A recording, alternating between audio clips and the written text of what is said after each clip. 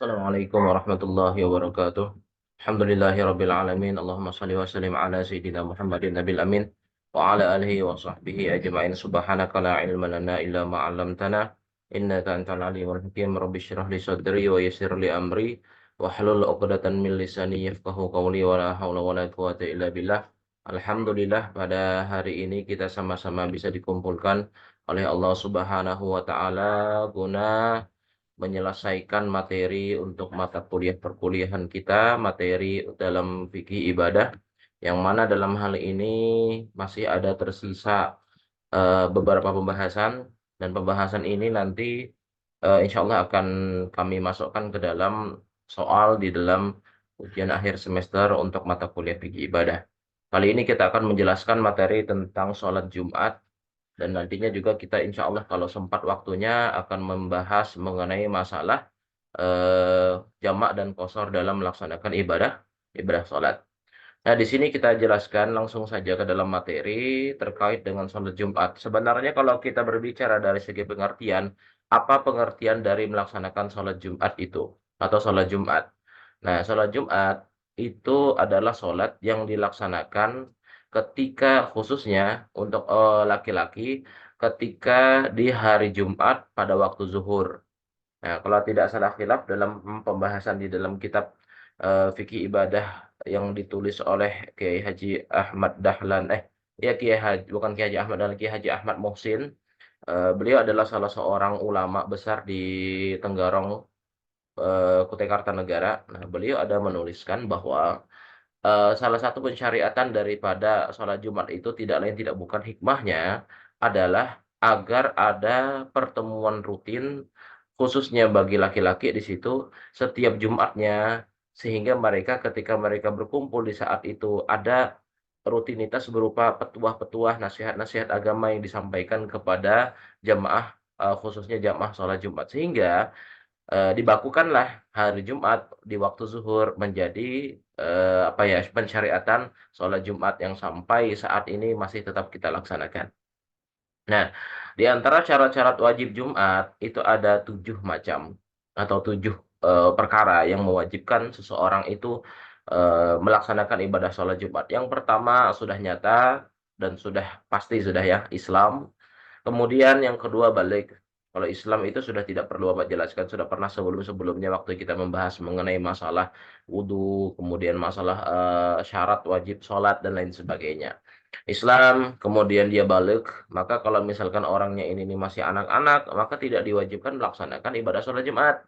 Maka jangan paksa anak-anak ketika mereka masih dalam umur yang belum cukup umur, dipaksa untuk melaksanakan sholat Jumat, tidak disyariatkan. Kalau dicontoh atau kita berikan mereka apa ya, latihan, silahkan, tapi hati-hati jangan sampai jemaah Jumat itu tuh merasa terganggu dengan kehadiran anak tersebut. Paling tidak bagi orang tua itu harus paham ketika melaksanakan ibadah sholat Jumat, anak-anak tuh bukan diletakkan atau ditaruh di tempat atau di tengah-tengah dalam melaksanakan sholat Jumat di tengah-tengah barisan saf. Pada umumnya kalau ada orang tua yang paham pasti mereka mengambil saf yang di belakang atau saf yang agak di luar. Sehingga walaupun anak itu dalam keadaan menangis, dalam keadaan teriak dan sebagainya tidak mengganggu jamaah, apalagi mengganggu khatib yang sedang dalam keadaan berkhutbah. Kemudian di sini disebutkan syarat yang kedua, syarat yang ketiga adalah apa? Berakal. Nah, jadi yang dimaksud dengan berakal di sini adalah mereka tidak dalam keadaan misalkan majnun, gila, atau tidak dalam keadaan idiot. Mereka berakal dengan sempurna dan dengan akalnya tuh mereka mampu membedakan antara yang baik dan yang buruk. Nah, itu. Nah, kemudian yang keempat merdeka. Nah, makanya di sini yang dimaksud dengan merdeka di sini adalah mereka itu bukan budak. Kalau zaman Islam atau zaman sebelumnya sebelum Islam ada, itu perbudakan masih ada. Seperti yang sudah kita pernah sampaikan bahwa perbudakan itu atau budak itu berasal dari tawanan-tawanan perang yang mereka itu diberikan pilihan. Kau memilih untuk tetap hidup tapi menjadi budak atau dihukum mati karena mereka itu tuh salah satu di antara orang yang menyerang atau orang yang berperang, salah satu tawanan perang.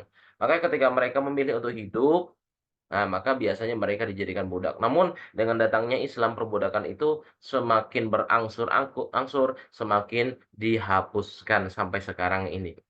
Nah, kemudian yang kelima pria. Nah, maka wanita itu tidak disyaratkan atau tidak diwajibkan untuk melaksanakan ibadah sholat Jumat. Namun Apakah wanita juga boleh ketika melaksanakan sholat Jumat juga? Boleh, diperbolehkan, tapi masuk pahalanya jadi pahala sunnah.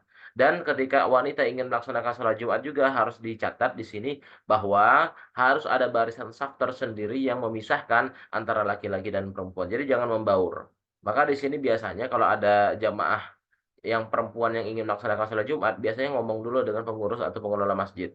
Misalkan di masjid ini seperti di Masjid Agung Tenggarong mengantarkan jamaah haji itu hari Jumat misalkan. Pelaksanaannya sekitar jam 2 siang. Sehingga waktu itu banyak kan para perempuan-perempuan ibu-ibu yang ikut mengantarkan keluarganya untuk menunaikan ibadah haji. Maka pada saat itu biasanya diberikan ruang oleh pengurus jamaah masjid, oleh pengurus masjid. Jamaah perempuan posisinya di sini yang ingin mengikuti sholat Jumat, maka pada umumnya seluruh perempuan itu berada pada satu tempat itu. Jadi tidak berbaur atau bercampur dengan laki-laki dalam masjid tersebut. Sama seperti melaksanakan ibadah sholat seperti umumnya atau pada umumnya seperti itu. Kemudian yang keenam dalam keadaan sehat. Maka kalau misalkan ada seseorang yang dia itu dalam keadaan sakit, yang sakitnya itu tuh dalam keadaan tidak memungkinkan bagi dia untuk Jumatan, maka tidak diwajibkan. Salah satu contoh misalkan ketika masih dalam masa COVID-19. Nah, ketika masa COVID-19 pada saat itu sulit bahkan sangat susah sama sekali kalau untuk melaksanakan sholat Jumat. Khawatirnya kenapa? Kalau dilaksanakan sholat Jumat, maka akan timbul virus yang mana bukan timbul virus itu akan menyebar dengan cepat sehingga dikhawatirkan itu akan menyebabkan orang lain akan tertular penyakit tersebut. Maka pada saat itu ada edaran. Diawali dari edaran lockdown dulu kan. Kemudian setelah lockdown dan itu masa-masa suram kita ketika masa COVID itu kan lockdown itu luar biasa. Kita tidak bisa beraktivitas di rumah aja, betul-betul di rumah aja. Betul-betul melingkar kita di rumah. Nah, kemudian setelah itu, setelah adanya lockdown, kemudian PPKM ya, habis itu boleh keluar tapi terbatas dan sebagainya, sehingga berangsur-angsur sampai sekarang ini. Nah, pada saat itu masjid-masjid masih diberikan himbauan kalau ingin melaksanakan Jumatan, tapi harus menggunakan shaf yang berjarak dan pelaksanaan tidak terlalu lama. Kemudian juga bagi yang sakit tidak usah Jumatan. Nah, tapi sampai sekarang alhamdulillah sudah berangsur baik kan seperti yang kita rasakan sampai saat ini alhamdulillah. Maka kalau orang itu dalam keadaan sakit, maka tidak diwajibkan atau tidak dikenakan kewajiban bagi mereka untuk melaksanakan sholat Jumat. Itu harus dipahami ya. Jadi tidak ada kewajiban Jumatan bagi orang yang dalam keadaan sakit. Apalagi sakit yang di rumah sakit. Tidak usah, tidak usah. Itu digantikan dengan sholat zuhur saja. Nah, kemudian yang ketujuh, mukim. Artinya orang tersebut tidak dalam keadaan perjalanan. Makanya nanti akan kita bahas masalah jamak dan qashar juga secara singkat ya. Nah, apabila seseorang itu dalam keadaan mukim, maka tidak dikenakan kewajiban sama sekali, apabila dia ke dalam keadaan musafir, maksud Bapak, tidak diberikan kewajiban sama sekali untuk melaksanakan sholat Jumat. Musafir, tidak mukim. Musafir itu gimana guru? Nanti kita berikan contoh. Jadi musafir itu apabila dia melaksanakan perjalanan, yang mana perjalanannya tersebut dan berada pada lokasi tersebut tidak lebih daripada 3 hari berada pada lokasi tersebut dan dalam perjalanan yang mencapai dua marhalah itu sekitar 80 lebih kilometer. Ada yang mengatakan 90, ada yang mengatakan 100, banyak pendapat ya. Nah, pada umumnya yang diambil oleh para ulama sekitar 80 lebih atau sekitar 85 paling paling apiknya 85 kilometer supaya menjaga bahwa ini memang benar-benar dalam keadaan dua marhalah. Nanti kita jelaskan. Maka syarat sah dalam melaksanakan sholat Jumat itu ada 6 perkara. Yang pertama berjamaah. Nah, ini walaupun perempuan juga harus mempelajari ininya dan harus mengetahui tentang ini supaya nantinya ketika kalian berkeluarga punya suami kalian belum terlalu paham terkait dengan kewajiban Jumat atau belum terlalu paham, nauzubillah misalkan dapat laki yang kayak gitu ya. Belum terlalu paham apa sih sebenarnya esensi daripada sholat Jumat, syarat sahnya seperti apa, syarat wajibnya seperti apa. Nah, di sini akan kita sampaikan. Syarat sah sholat Jumat atau seseorang itu dianggap sah ketika dia melaksanakan sholat Jumat ada 6 macam. Yang pertama dilakukan dengan berjamaah. Maka sholat Jumat itu tidak bisa dilakukan dengan sendirian. Misalkan dia mau sholat Jumat sendirian di dalam kos, tidak bisa. Dia harus ke masjid tempat di mana dia berada, di kampung tempat dia, di mana masjid yang terdekat, dan melaksanakan sholat Jumat di sana secara berjamaah. Nah, kemudian yang nomor dua, menurut mazhab Syafi'i, itu wajib mencukupi sekitar 40 orang ahli Jumat. Maksudnya gimana, Guru? 40 orang ahli Jumat ini. Jadi begini, 40 orang ahli Jumat itu adalah orang-orang yang mana mereka itu adalah orang yang bermukim pada wilayah tersebut, bukan musafir ya. Sekali lagi, 40 orang yang mereka tuh mukim di sana, berumah di sana dan sudah lama berdiam di sana, bukan orang yang tinggal sementara di sana. Jadi sudah lama berdiam di sana, ketika sudah lama berdiam di sana, maka secara keseluruhan atau secara hukum mereka sudah dianggap sebagai orang yang mukim pada tempat di situ. Dan itu jumlahnya harus lebih atau usahakan lebih daripada 40 orang ahli ahli Jumat. Yang ketiga, dikerjakan dalam wilayah tersebut. Guru, kalau misalkan seandainya ya, seandainya dia ingin melaksanakan Jumatan, heeh. Dia ini orang anggaplah kalau di tempat Bapak itu tuh Kelurahan Panji. Dia ingin melaksanakan, Jumatan di kelurahan yang lain, apakah boleh? Boleh saja, tapi ingat harus diperhatikan bahwa kalau misalkan seandainya di dekat situ ada masjid dan tidak akan sempurna 40 orang jumlahnya apabila tidak dengan Anda yang melaksanakan Jumatan di sana, maka afdolnya Anda melaksanakan Jumatan di masjid yang terdekat. Karena itu untuk mencukupi jumlah jamaahnya, paham ya? Dikerjakan pada wilayah tersebut atau pada tempat tersebut. Yang keempat, dikerjakan di waktu zuhur, ini sudah jelas ya. Tidak mungkin seseorang melaksanakan Jumat itu tuh di waktu sebelum zuhur, misalkan jam 11 siang. Ataupun misalkan melaksanakan Jumatan pas habis asar. Karena Jumat nanti atau sholat Jumat itu, 2 rakaat khutbah itu menempati 2 rakaat seperti 2 rakaat sholat zuhur. Nah, 2 rakaat yang setelahnya kan itu melaksanakan sholat Jumat kan itu menempati 2 rakaat sholat zuhur juga. Jadi total seperti 4 rakaat. 2 rakaatnya ditempati oleh posisi khutbah atau posisi khatib khutbah. Nah, kemudian sholat Jumat itu dikerjakan kapan? Setelah 2 khutbah. Nah, di sini sebenarnya mungkin ya bagi kalian sudah mengikuti pelatihan khatib kemarin, nah itu alhamdulillah kalian sudah memiliki bekal. Sebenarnya penjelasan fikih ibadah sudah pernah Bapak sampaikan. Fikih ibadah ini tidak bisa selesai, tidak bisa tuntas hanya sekitar 16 kali atau bisa dikatakan 15 kali pertemuan tidak bisa tuntas. Oleh karena itu biasanya ada tambahan waktu, tapi ini adalah salah satu, metode yang Bapak lakukan. Mungkin Bapak dengan cara yang seperti ini menyampaikan melalui YouTube, mudah-mudahan bisa teratasi kekurangan-kekurangan dari jumlah pertemuan dan jumlah materi yang tersampaikan tersebut. Setelah 2 khutbah. Jadi pelaksanaannya kapan? Setelah 2 khutbah. Ingat khutbahnya itu ada 2. Yang pertama khutbah yang awal yang biasanya berisi materi dan pokok. Kemudian duduk khutbah itu tersebut pada umumnya ada ada Bilal ya, Bilal yang dia itu tuh membaca shalawat. Allahumma shalli wa sallim wa an'im wa tafaddal wa barik bi jalalika wa kamalika asrafi ibadik dan sebagainya itu kan. Nah, itu dibaca di pertengahan atau ketika khotib itu dalam keadaan duduk, kemudian membaca itu, kemudian khatib berdiri lagi, makanya disebut dengan 2 khutbah. Setelah 2 khutbah, barulah itu melaksanakan sholat Jumat. Kemudian yang keenam, tidak bersamaan 2 Jumat dalam satu wilayah. Nah, ini di dalam mazhab Syafi'i. Makanya pernah Bapak sampaikan sebelumnya kalau Jumatan itu biasanya di masjid yang berada di daerah Barito. Jalan Barito itu kan ada masjid di situ. Nah, di situ Bapak senang Jumatan di situ kenapa? Karena di situ adalah salah satu masjid yang tua. Dan di sana itu kalau menurut pandangan Bapak dan pandangan ilmu yang Bapak miliki, setelah Bapak belajar kitab Al-Ahkamul Masajid, di sana lebih afdol. Walaupun yang lain juga afdol menurut mazhab yang lain, tapi Bapak merasa aman dan merasa nyaman apabila sholatnya di sana kalau Bapak berada di Samarinda. Nah, seperti itu ya. Karena ada rasa nyaman ketika kita sholat Jumat di sana. Yang namanya ibadah itu kan kita mencari apakah itu tuh bisa memberikan efek di hati kita atau tidak, ada rasa kenyamanan atau tidak. Walaupun terlepas daripada itu kita juga harus melihat rukun dan syarat serta ketentuan-ketentuannya dalam beribadah. Nah, artinya tidak bersamaan dua Jumat dalam satu wilayah. Kalau bersamaan gimana Guru? Kalau dalam mazhab Syafi'i tidak sah. Tapi mazhab Imam Hanafi mengatakan masih boleh selama 2 masjid tersebut sama-sama penuh. Nah, seperti itu. Lanjut dulu kita. Kemudian, nah, ini kita menjelaskan terkait dengan masalah rukun khutbah atau kita membahas masalah khutbah.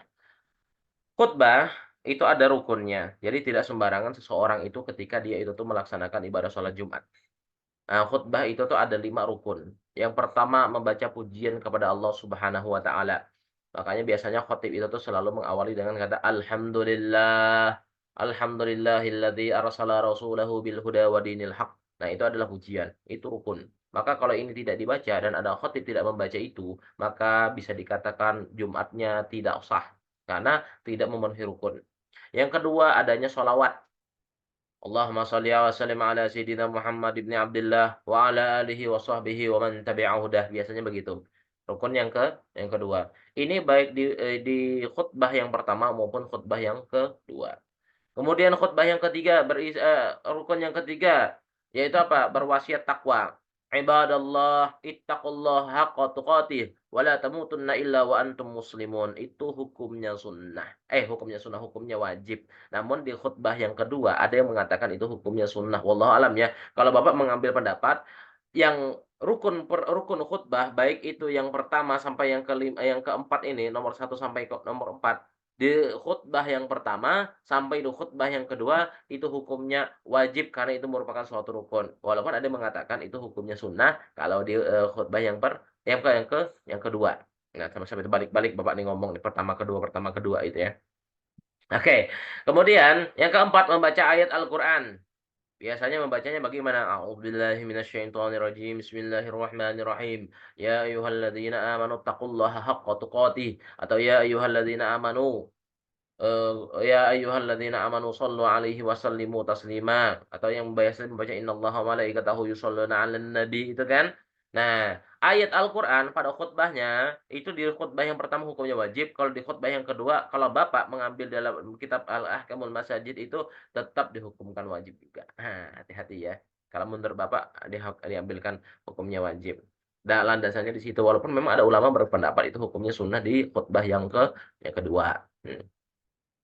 Yang kelima, mendoakan kaum muslimin dan muslimat pada khutbah kedua. Nah, pada umumnya mendoakan kaum muslimin dan muslimat itu di khutbah yang kedua. Allahumma ighfir lil muslimin wal muslimat wal mu'minin wal mu'minat dan sebagainya. Itu membacanya di khutbah yang kedua. Cuman kalau Bapak jadi khotib, biasanya Bapak di khutbah yang pertama, akhir daripada khutbah yang pertama ini Bapak baca juga, tapi menggunakan bahasa Indonesia. Biasanya misalkan begini, kita berdoa kepada Allah Subhanahu wa taala, semoga Allah Subhanahu wa taala melimpahkan karunia-Nya kepada kita sehingga sehingga kita bisa beribadah pada bulan-bulan selanjutnya setelah bulan suci Ramadan. Barakallahu li wa lakum. Nah, itu sama juga seperti kita mendoakan kaum muslimin dan muslimat untuk mendapatkan pahalanya di situ. Paham ya? Kemudian syarat-syarat khutbah ada 8 perkara. Nah, di sini akan kita baca semuanya 8 perkara. Mudahan cukup waktunya ya. Nah, yang pertama mendengarkan rukun khutbah dan yang mendengarkannya itu 40 orang. Itu minimal. Maka kalau misalkan kurang daripada 40 orang itu dianggap tidak Jumatan atau belum dianggap Jumatan menurut mazhab Imam Syafi'i. Walaupun Bapak melihat di beberapa masjid itu ada memang di kota Samarinda bahkan yang dia itu Jumatan tapi jamaahnya itu cuma 10 bahkan cuma 11 orang, 10 9 orang bahkan. Waktu itu Bapak pernah khutbah di situ dan Masya Allah ini kata Bapak sebenarnya dalam mazhab Syafi'i itu tidak pantas dilaksanakan Jumatan. Tapi mau tidak mau suka tidak suka ya karena itu ada ya kalau Bapak tidak usah menyebutkan karena ada masalah apa sehingga sebenarnya itu tidak usah lagi dijumati. Sebenarnya ya tidak usah lagi dijumati. Cuman ya sudahlah daripada kita menyampaikan itu ke pengurus masjid nanti kita malah dianggap oleh pengurus masjid seperti apa kan kita nggak enak juga kan. Nah, itu 40 orang ya yang wajib dia tuh menjadi jamaah tetap atau jamaah mukim pada lokasi tersebut. Yang kedua, rukun-rukunnya diucapkan dengan bahasa Arab. Itu jelas rukun ya, rukun. Walaupun tadi yang kata Bapak yang mendoakan kaum muslimin dan muslimat di khutbah yang kedua, itu yang khutbah yang pertama itu tadi kan Bapak menggunakan bahasa Indonesia, itu Bapak mengambil fadilahnya saja, keutamaannya saja. Tapi tetap di khutbah yang kedua tetap mendoakan kaum muslimin dan muslimat. Yang ketiga, berdiri bagi yang kuasa. Ini sama ya, seperti kalau misalkan dia itu tuh menjadi orang khotib ya. Khotib itu harus berdiri. Jadi kalau misalkan ada orang yang sudah sepuh tidak bisa berdiri, jangan dipaksa menjadi khotib. Biarlah dia duduk, biarlah beliau menjadi jamaah saja. Nah, Ustaz bagaimana dengan memegang tongkat? Biasa tongkat itu dipegang di tangan kiri ya. Tongkat dipegang di tangan kiri, jangan terbalik. Ada yang memegang tongkat di tangan kanan, itu terbalik tuh. Tangan kiri megang. Ustaz kalau misalkan naik ke atas tangganya, naik atas mimbarnya baliknya balik mana? Kalau Bapak diajar itu baliknya balik kanan. Boleh nggak balik kiri boleh nggak? Sebenarnya nggak ada jadi masalah. Cuman terkadang masyarakat kita ini kan beragam. Bahkan ada mereka tuh berpandangan masalah baliknya aja menunjukkan bahwa ini nih orang ini berpengetahuan atau tidak. Saran Bapak tetap balik kanan saja. Ustaz, wajibkah Ustaz misalkan menggunakan apa surban di kepala? Tidak wajib. Pakai surban di sini pun boleh, tapi sekali lagi masyarakat kita memandang kalau misalkan menggunakan, penutup kepala itu lebih afdol, pakai itu. Paham ya? Nah, ini bagi laki-laki yang nantinya akan menjadi calon khatib nantinya. Kemudian suci dari hadas dan najis itu sudah jelas sebagai khatib jangan sampai ada hadas dan najis nanti dianggap batal nantinya. Tidak dianggap tidak sah nanti dia memberikan khutbah. Menutup aurat itu sudah jelas dan duduk antara dua khutbah bagi yang khatib. Nah, sedangkan kita biasanya membaca doa. Ketika Bilalnya membaca sholawat, kita di situ berdoa. Allahumma inna nas'aluka ridhaka wal jannah boleh. Allahumma rabbi zidna ilma wa wasi' lana fi rizqina boleh terserah kalian. Kemudian antara rukun khutbah dan antara khutbah dengan sholat itu berurutan tanpa ada jeda. Jadi jangan ada jeda. Ngobrol kah atau gimana kah? Jangan. Pokoknya antara rukun khutbah satu dengan yang lainnya dan antara khutbah dengan sholat. Makanya biasanya khatib selalu mengatakan apa? Aqimis sholat. Dirikanlah sholat dengan segera. Cepat. Nah, itu fungsinya untuk apa? Agar tidak ada jeda antara selesainya khutbah sampai melaksanakan ibadah sholat Jumat. Kemudian dilaksanakannya pada waktu zuhur itu sudah kita jelaskan ya. Lanjut. Nah, sunnah-sunnah di hari Jumat. Ini Bapak baca saja ya. Yang pertama mandi sunnah itu sudah jelas. Mandi sunnah itu hukumnya jelas itu. Jelas disunahkan ya. Mandinya tuh sama seperti mandi hari raya, sunahnya ya. Paling bagus lagi itu misalkan sebelum melaksanakan Jumatannya. Memakai pakaian putih ketika Jumatan itu sunnah atau sesuatu yang warnanya putih, apakah kopiahnya kah putih atau misalkan sarungnya kah putih. Nah, itu hukumnya sunnah. Memotong kuku, mendengarkan khutbah dan diam, jangan berbicara. Kalau berbicara maka kalian dianggap tidak Jumatan. Walaupun rukun Jumat atau melaksanakan sholat Jumat sudah dianggap terpenuhi, tapi tidak ada pahalanya. Mau kayak wangi-wangian, parfum, segera ke masjid. Ingat, kalau cowok ya, kalau jam 12 itu paham-paham diri sudah jangan lagi ada di pos, jangan lagi ada di kampus, jangan lagi ada di jalan, langsung ke masjid jam 12. Jangan lagi kalian melambat-lambatkan diri, jangan sampai khotib sudah naik ke atas mimbar baru kalian bergegas ke masjid, jangan. Pahalanya kurang nantinya. Yang ketujuh, membaca surah Al-Kahfi pada malam Jumat atau siangnya. Kalau orang-orang kita biasanya, kalau orang-orang yang di tempat kita, itu malam Jumatnya baca Yasin. Nah, pagi Jumatnya baca surah Al-Kahfi. Yang ke-8, memperbanyak membaca sholawat dan sedekah. Afdol ya, membaca sholawat 100 kali paling minimal atau ribuan kali terserah kalian. Dan bersedekah. Nah, adapun uzur-uzur Jumat, uzur-uzur yang dimaksud dengan uzur di sini, yang diperbolehkan untuk meninggalkan Jumat. Yang pertama, hujan yang membasahi sekujur badan. Tapi sekarang ini nih tidak lagi ya, ada payung, ada jas hujan, ada jaket. Jadi nggak ada alasan menurut Bapak untuk tidak Jumatan. Yang kedua, sakit berat yang seperti Bapak sampaikan tadi kan, menular atau mudarat untuk dibawa Jumatan. Selanjutnya kita akan membahas mengenai masalah sholat jamak dan qashar. Nah, ini pembahasan terakhir kita pada hari ini. Hati-hati ini materi-materi ini akan Bapak sampaikan nanti di ujian akhir semester. Sholat qashar, kita bahas dulu sholat qashar baru nanti sholat jamak supaya kalian lebih paham ya. Sholat qashar adalah meringkas sholat yang awalnya 4 rakaat menjadi 2 rakaat disebabkan dalam keadaan musafir. Ingat, hanya keadaan musafir ya, yang mana mereka diperbolehkan untuk meringkas. Misalkan dari sholat zuhurnya 4 rakaat menjadi 2 rakaat, sholat asarnya 4 rakaat menjadi 2 rakaat. Ini belum kita berbicara masalah jamak atau boleh digabung atau tidak. Kita hanya berbicara di qasharnya saja atau diringkas. Dan yang sholat yang boleh dikasar itu adalah sholat yang 4 rakaat. Bukan yang 3 rakaat atau yang 2 rakaat. Sholat isya boleh dikosor, sholat zuhur boleh dikosor, sholat asar juga boleh dikosor. Paham ya? Oke. Syarat-syaratnya adalah sebagai berikut. Yang pertama, perjalanannya tuh tidak kurang dari 2 marhalah. Di sini Bapak tulis sekitar 89 km untuk mencari aman. Ya 85 sebenarnya masih boleh. Ada juga pendapat ulama yang paling paling apa ya, jar kita tuh paling lunak itu 80 kilometer sudah boleh. Tapi lebih amannya kita ambillah 90 kilometer supaya lebih aman. Ya, satu marhalah dianggap sekitar 45 kilometer, dua marhalah 45 kali 2 sama dengan 80, 80 90 kilometer. Yang kedua, bukan perjalanan yang dilaksanakan dengan keadaan atau dalam tujuan maksiat. Misalkan dia ingin melakukan perjalanan, namun dalam perjalanan itu tujuannya apa? Ingin mendatangi ceweknya misalkan. Atau membawa ceweknya jalan-jalan ke Balikpapan, nginap di hotel, atau nginap di pantai. Itu kan maksiat sudah. Maka di pertengahan jalan ketika dia melaksanakan qashar, hukumnya tidak sah sholatnya. Ya, maksiat ya. Nah, itu. Yang ketiga, mengetahui dengan bolehnya qashar. Artinya dia sudah paham bahwa bolehnya qashar itu tuh bukan perjalanan maksiat dan perjalanannya itu tuh 90 kilometer jaraknya, jarak tempuhnya. Kemudian yang keempat, niat qashar saat takbiratul ihram. Usolli fardhu zuhri rak'ataini qasran lillahi ta'ala atau ma'muman lillahi ta'ala. Atau usolli fardhu isya'i rak'ataini qasran ma'muman lillahi ta'ala. Nah, sengaja aku sholat fardu zuhur 2 rakaat mengqashar fardu karena Allah Ta'ala itu wajib diniatkan ketika takbiratul ihram. Kemudian, sholat yang diqashar adalah sholat yang 4 rakaat. Itu sudah jelas. Hanya sholat 4 rakaat, tidak boleh sholat yang 3 rakaat, apalagi 2 rakaat dijadi 1. Kalau 3 rakaat kayak gimana? 1,5. Tidak bisa. Ya, dia menjadi hanya 4 rakaat saja yang boleh diqashar. Kemudian masih dalam keadaan musafir, dia masih dalam keadaan dalam perjalanan. Ustadz, maksudnya dalam perjalanan itu gimana? Begini, 5 hari misalkan. Dia berangkat hari Senin, ya. Berangkat hari Senin. Kemudian berada pada lokasi tersebut, anggaplah di Balikpapan, Selasa, Rabu, Kamis, hari Jumat dia balik. Maka selama 5 hari ini dia dianggap melakukan perjalanan atau masih dalam keadaan perjalanan atau dalam keadaan musafir. Kenapa? Hari dia berada di Balikpapan itu tuh hari Selasa, Rabu, Kamis. Tidak termasuk hari berangkat dengan hari pulang. Kalau dijumlahkan dengan hari berangkat, hari pulang, maka total 5 hari. Di lokasi itu sekitar berapa? 3 hari.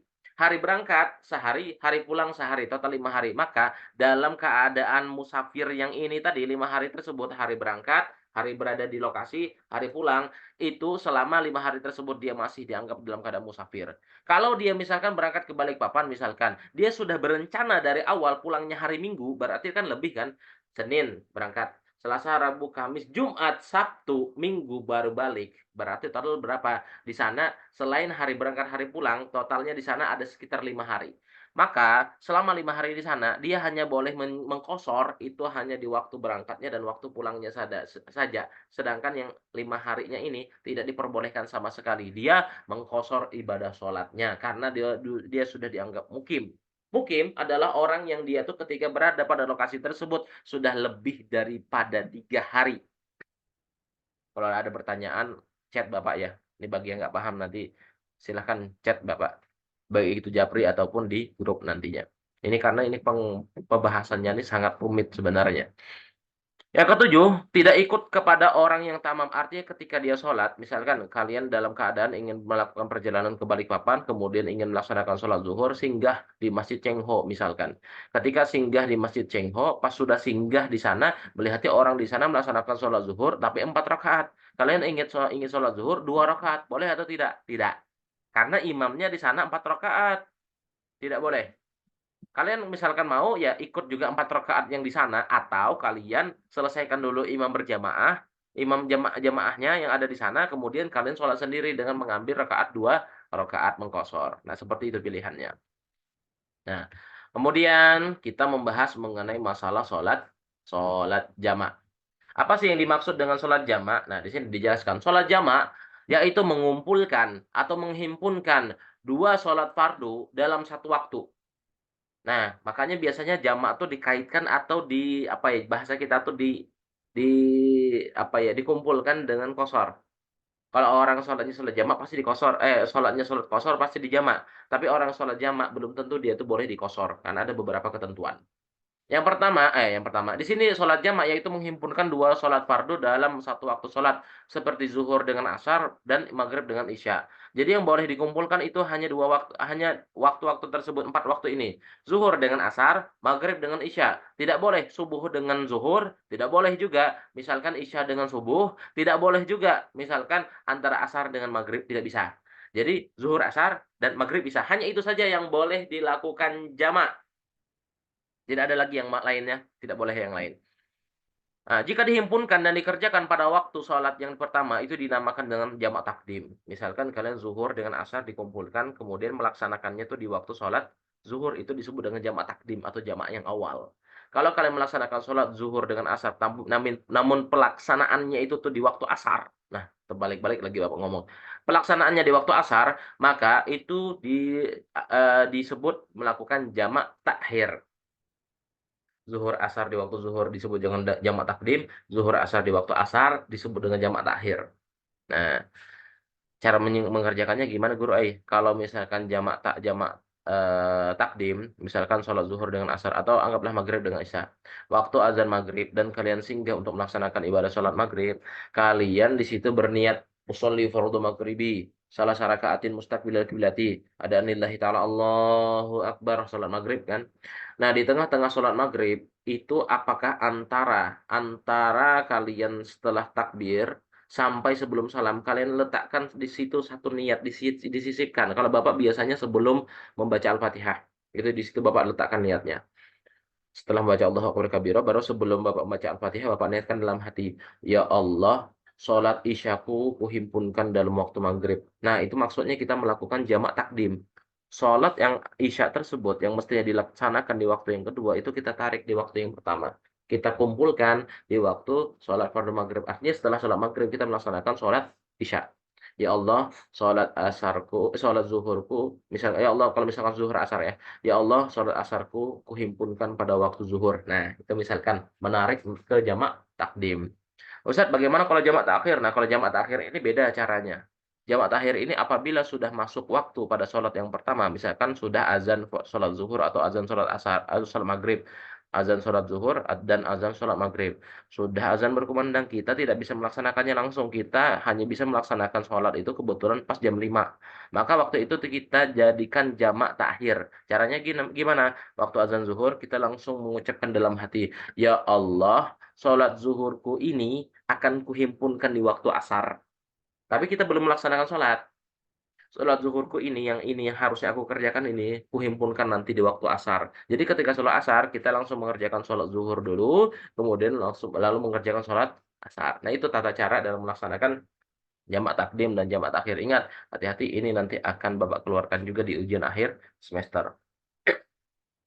Kemudian, orang yang boleh menjamak yaitu yang pertama dalam perjalanan yang jauh sekitar 89 kilometer. Tapi di dalam kitab Takrirat itu dijelaskan boleh misalkan perjalanannya tersebut separuh atau satu marhalah ya. Misalkan sekitar berapa? 45 kilometer itu sudah boleh dianggap boleh untuk melaksanakan jamak tapi tidak boleh kosor. Boleh jamak tapi tidak boleh kosor. Nah, yang kedua, hujan deras yang jalanannya becek dan mengotori badan serta pelaksanaan sholat tersebut berjamaah di masjid atau musola sehingga dia menjamak tapi ini jarang terjadi lagi ya. Bahkan kata Imam Abdullah bin Alwi Al-Haddad, boleh melaksanakan jamak apabila ada suatu kesibukan yang tidak bisa ditunda. Misalkan ada rapat parlemen bagi anggota dewan, misalkan, atau misalkan yang bersangkutan ini dia dalam keadaan ada hajat, misalkan seperti melaksanakan, ya kalau Bapak anggap contoh, ambil contohnya tuh seperti orang yang melaksanakan sholat apa ya, bukan sholat, acara pernikahan. Nah, seperti itu, walimah. Itu kan nggak mungkin lah kalau misalkan dia zuhur itu tuh wudu, misalkan yang ceweknya wudu habis itu sholat, luntur kukur. Maka sekali dia itu tuh make up itu kan berapa juta itu habisnya atau berapa ratus ribu. Masa make up lagi? Nah, seperti itu contohnya ya. Nah, kemudian ini syarat jamak takdim dan syarat jamak takhir. Ini tadi sudah Bapak berikan contoh sekilas, Bapak bacakan aja. Yang pertama, mendahulukan sholat pertama dari sholat yang kedua. Sholat pertama, zuhur, asar, zuhur duluan di waktu zuhur ya. Maghrib, isya, sholat maghrib duluan di waktu maghrib. Niat jamak diletakkan pada dalam sholat yang pertama atau di dalam sholat yang pertama maksudnya. Contohnya kapan? Setelah sholat Allahu Akbar, setelah takbiratul ihram, antara takbiratul ihram sampai sebelum salam kalian letakkan niat kalian di situ. Ya Allah, sholat asarku atau ya Allah, sholat isyaku kukumpulkan atau kuhimpunkan dalam waktu maghrib atau kuhimpunkan dalam waktu zuhur. Yang ketiga, berturut-turut antara sholat yang pertama dan sholat yang kedua. Artinya tidak ada jeda antara sholat yang pertama dan sholat yang kedua. Tidak ada jeda. Jangan nanti habis sholat yang pertama langsung kalian minum dulu, ngobrol dulu, baru melanjutkan sholat. Jangan. Jangan, tidak ada jeda. Boleh ada jeda dengan ada atau melakukan, qomat boleh, tapi usahakan cepat ya, qomatnya pun cepat. Adapun syarat jamak takhir yaitu niat jamak saat memasuki waktu sholat yang pertama. Ketika sudah azan berkumandang di sholat yang pertama dan kita ingin mengakhirkan sholat tersebut, mengumpulkan di waktu yang akhir atau waktu yang kedua, waktu azan maghrib. Habis itu kita berucap, "Ya Allah, sholat maghribku di dalam hati. Ya Allah, sholat maghribku kukumpulkan di waktu isya." Maka ketika itu sudah waktu kita lowong, kita mau sholat maghrib dulu di waktu isya misalkan, boleh. Jadi sholat maghrib dulu, kemudian sholat isya. Nah, sholat jamak boleh digabung dengan sholat qashar. Sholat zuhur dengan sholat asar masing-masing dua dua rakaat, atau sholat maghrib dan sholat isya masing-masing 3 sampai 2 rakaat. Nah, itu saja mungkin yang bisa Bapak sampaikan pada pertemuan kita menggunakan media Zoom kali ini. Dan Zoom kali ini akan dilampirkan atau dikirimkan ke YouTube, dan jadi kalian menyaksikan sendiri apa yang Bapak sampaikan melalui YouTube kali ini. Bapak minta maaf apabila ada kesalahan dalam penyampaian, kemudian terkait dengan masalah waktu yang tidak maksimal, waktu yang tidak sesuai dan lain sebagainya.